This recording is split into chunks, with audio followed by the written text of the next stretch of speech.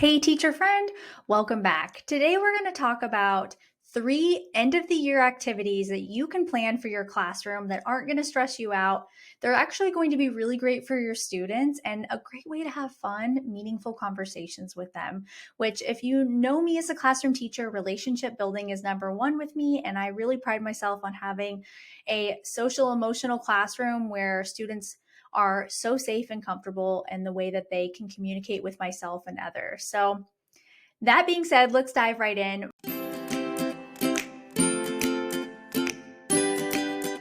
My first tip is to give each student an end of the year award so that everybody gets celebrated. And you can do this privately in your own classroom and really use things that you want to highlight. It does not have to be for the smartest kid or the kid that did the most things, because those kids get celebrated all the time. We really want to focus on social emotional traits that we're proud of our students for exhibiting. For example, maybe empathy is really big to you. I know it is for me. So I will have an award for somebody that has shown the most empathy in our classroom. And when I give these awards to each child, I'm going to talk about them and give them their own special moment. And what I realized when I decided I wanted to do this is that there's tons of these type things you could buy on Teachers Pay Teachers, but I really wanted to customize my own. And maybe you're like me and you focus on relationships. So I went ahead and put it inside of my Teachers Pay Teacher store in case you're like me and you want to do things that are more social, emotional aligned.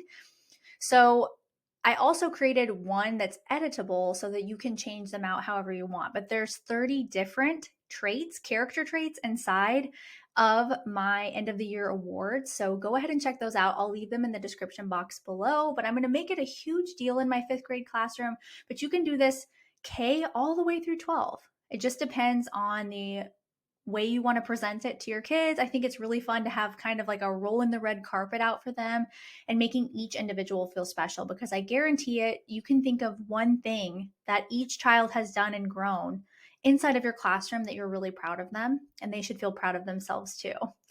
Okay, my second tip is to have, and this is a tip probably for elementary classrooms, maybe middle school, but I'm doing it for the first time this year.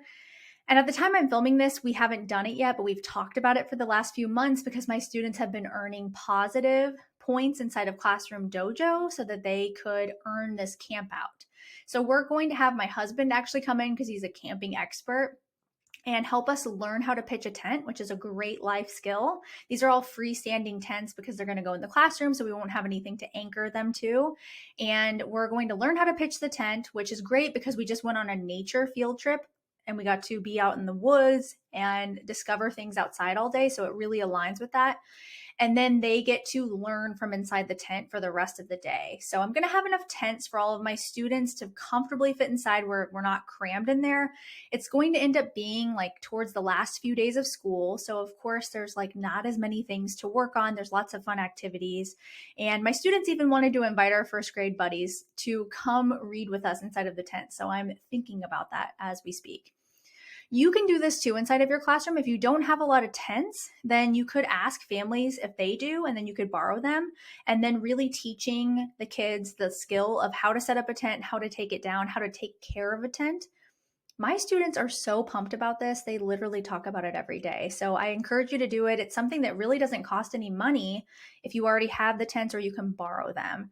And it's a great way to get them excited about reading something for fun that day and celebrating the end of the year. Okay, my third tip is having an ABC countdown. There's tons of ideas out there on Pinterest. You could really customize it, or you could even do like the last 12 days of the school year so you don't feel like you're doing 26 days. I've done that before when I taught kindergarten, and that's a lot of activities to plan. So, and you can align them to the end of the year activities. So you could have C for camp out and have that on that day. Or you could have one of the 12 days be the camp out day, or align it to your field day as one of the days. So you kind of take the burden off of yourself. But having a countdown is really exciting. You know, as a teacher, that you are excited about the end of school too. So your students are as well, and they like to know what to expect. So you could create a calendar for them. They could put it in their agendas. It could be a whole activity of writing out each activity for them and making them pumped about really celebrating the end of school. So I hope That inspires you to do some fun end of the year activities with your students and have great conversations with them. Make some amazing memories so that they can remember you and their time with you for a lifetime. And just remember that you don't have to spend a lot of money to have fun with your students. All of these things are not that expensive, but they're really meaningful, especially number one. I think that's my favorite tip of having an award for each kid, because they're going to remember you and they're going to keep that inside of their memory box or wherever they keep things. And if you've been thinking about my Daily 5 training that I've been talking about for a few months here, have no fear. We're going to do it over the summer. So make sure you're signed up either for first grade or second grade. That's going to be one training, and then 3 through 5 for the other.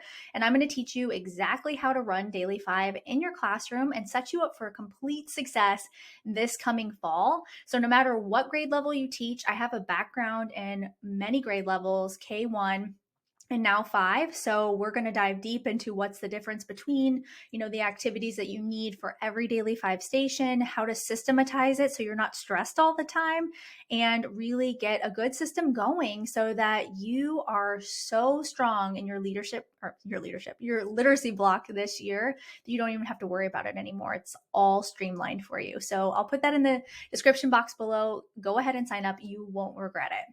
Share this video with a teacher friend who's feeling overwhelmed for the end of school year, and tell them they're doing a great job when you send it to them. These activities are easy to do, and I know that you're capable of having a great rest of your school year. And I hope you do. I really hope you have an awesome last month of school.